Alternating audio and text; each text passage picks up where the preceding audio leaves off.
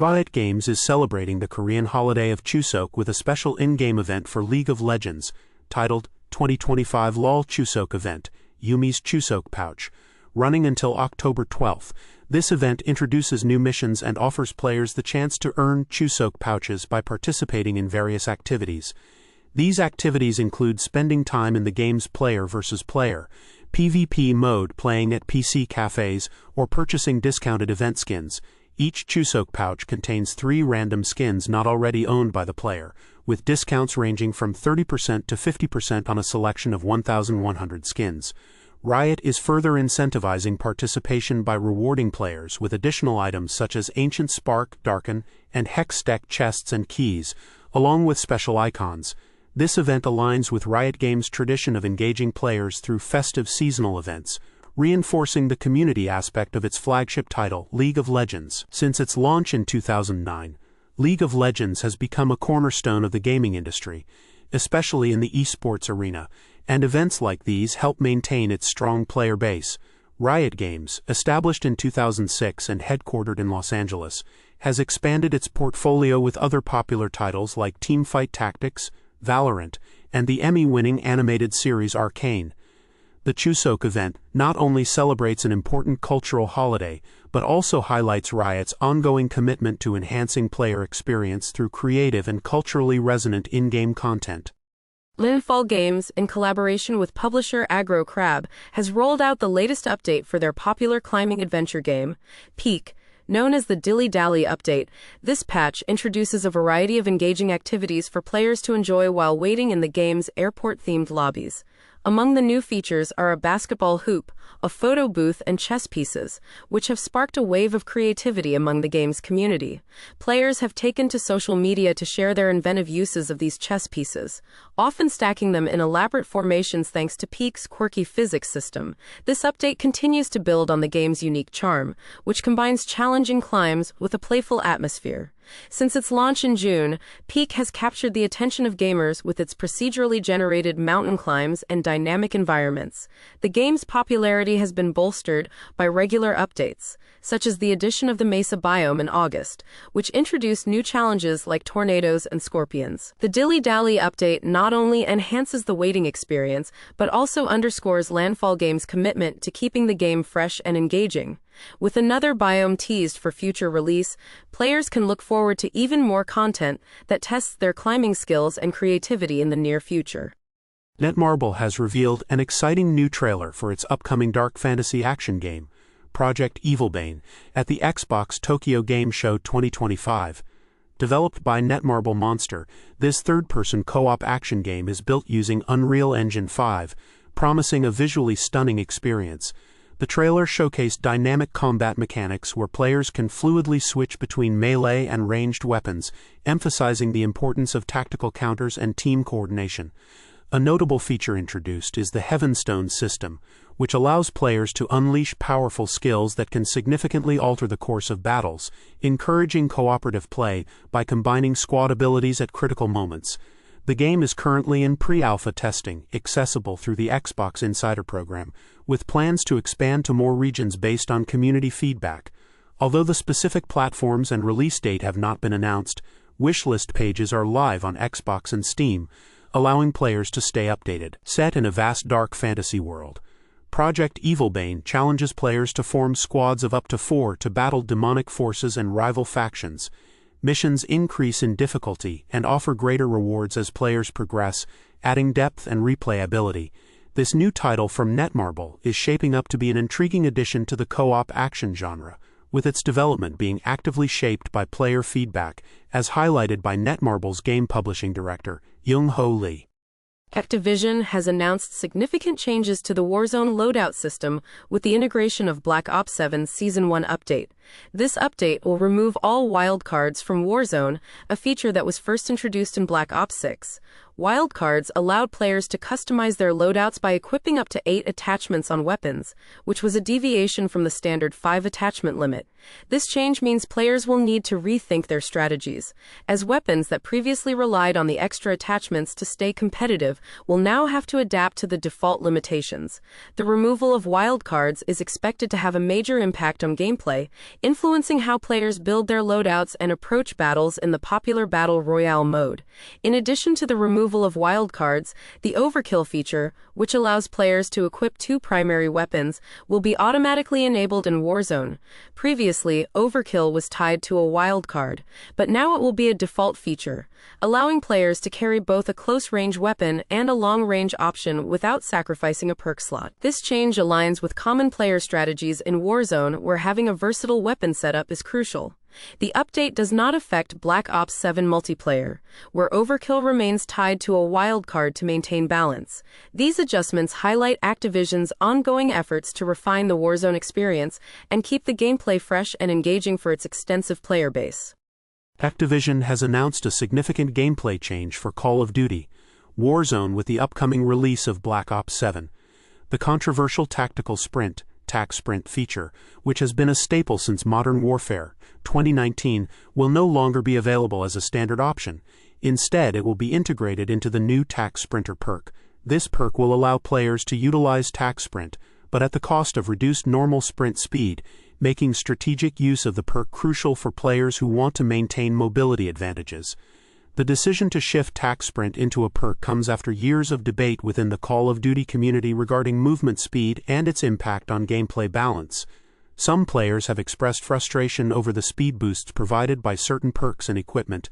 Leading to this change, Treyarch, the developer behind Black Ops 7, emphasized the intentional nature of this adjustment, aiming to maintain consistency with past titles while also addressing player feedback. This change is expected to influence both Warzone and multiplayer strategies, as players adapt to the new movement dynamics introduced in Season 01 of Black Ops 7. During the Call of Duty Next event, Activision announced significant updates for Call of Duty Warzone, including the integration of Call of Duty Black Ops 7 into the game. A major highlight is the introduction of a new resurgence map named Haven's Hollow, set in Liberty Falls, a location familiar to Black Ops 6 Zombies players. Developed by High Moon Studios, this map offers a vibrant, non-zombie aesthetic and is designed to be larger than Rebirth Island, but smaller than Fortune's Keep, promising intense gameplay with diverse landmarks such as a paddle steamer casino, a modern research center, and a train station. Despite the introduction of Haven's Hollow, Verdansk will remain the main Battle Royale map, with new points of interest like Factory and Signal Station. This decision, while maintaining Verdansk's enduring popularity, has received mixed reactions from players who anticipated a new Battle Royale map. The nostalgia for Verdansk, reintroduced earlier this year, seems to have waned, but Activision has hinted at future content, including a new mode inspired by Blackout from Black Ops 4 on the Avalon map, set to arrive in spring 2026. In addition to map updates, Warzone will see gameplay changes, including a shift to a 5-weapon attachment limit and the tactical sprint becoming a perk-based system. The combat role ability from Black Ops 7 will be available through the Mountaineer perk, and ground loot variety will increase. Notably, weapon attachment tweaks will be separated from other titles like Black Ops 7 to allow for faster meta shifts and more precise tuning specific to Warzone, enhancing the game's dynamic nature and potentially increasing player engagement. In an unexpected move, SNK and Code Mystics have breathed new life into the classic fighting game. Real Bout Fatal Fury 2, The Newcomers, originally released in 1998. This surprise re-release is now available on PC via Steam, complete with modern enhancements such as rollback netcode. Rollback netcode is a highly regarded feature in the fighting game community, known for its ability to provide smooth online play by minimizing input delays and buffering issues, thus ensuring a more seamless multiplayer experience. This update marks a significant step in bringing the nostalgia of old-school fighting games to a new generation, while also catering to longtime fans of the series. The re-release of Real Bout Fatal Fury 2 also introduces a new lobby system that supports up to 9 players and offers various tournament formats, enhancing the community aspect of the game. Additionally, the game features a gallery mode with 59 pieces of artwork, celebrating its rich character roster, including fan favorites like Terry Bogard and Mai Shiranui. This release comes on the heels of the successful Fatal Fury, City of the Wolves, reinforcing SNK's commitment to reviving the franchise. Priced at $19.99, the game is currently exclusive to PC, contrasting with the broader platform availability of City of the Wolves. This development is part of a broader resurgence in the fighting game genre, with titles like Street Fighter VI and the upcoming Marvel Token, Fighting Souls keeping players engaged and excited. Ryuga Gotoku Studio has announced the release of a twin pack featuring Yakuza Kiwami 3 and Dark Ties, aimed at revitalizing the Yakuza 3 narrative. Yakuza Kiwami 3 is a comprehensive remake of the original game, featuring completely rebuilt graphics, updated combat mechanics, and modern motion capture technology to enhance character realism. The game retains its core storyline, following Kazuma Kiryu as he manages an orphanage in Okinawa, while introducing new scenes and a fresh fighting style, Ryukyu, which incorporates Okinawan cultural elements and weapons. This remake seeks to modernize the 16-year-old game, aligning it with the high standards of recent series entries and making it accessible to both longtime fans and newcomers. Dark Ties, the companion game, offers a new narrative by focusing on Yoshitaka Mine, the antagonist of Yakuza 3. It explores his transformation from a disgraced businessman to a powerful underworld figure, providing a deeper understanding of his character and motivations. Dark Ties introduces a unique combat style for Mine, featuring quick boxing combos, wrestling moves, and aerial attacks, along with the Dark Awakening mode that enhances his abilities through a chained heart system. This dual release enriches the Yakuza series lore and offers players an immersive, dynamic experience with enhanced storytelling and gameplay. Activision's beloved open-world action game, Prototype, which originally launched in 2009 on the Xbox 360 and PS3, might be getting a remaster. This speculation arises after a peculiar new update for the game appeared on Steam, which included testing maps and previously cut content. Additionally, the update added new developer names in the credits, notably from Iron Galaxy, a studio known for its work on remasters, such as Tony Hawk's Pro Skater 3+4. This discovery has fueled rumors that Iron Galaxy might be working on a Prototype remaster, potentially bringing the game up to modern standards for the PS5 and Xbox Series XS. The Prototype series, which last saw a release in 2012 with Prototype 2, has been dormant for over a decade, leading many to believe it was a closed chapter for Activision. While the games were re-released in 2015, these versions were mostly direct ports without significant enhancements. A true remaster could leverage current-gen hardware to deliver improved visuals and gameplay, offering longtime fans a refreshed experience. However, it's important to note that no official confirmation has been made regarding a remaster, so these developments remain speculative for now.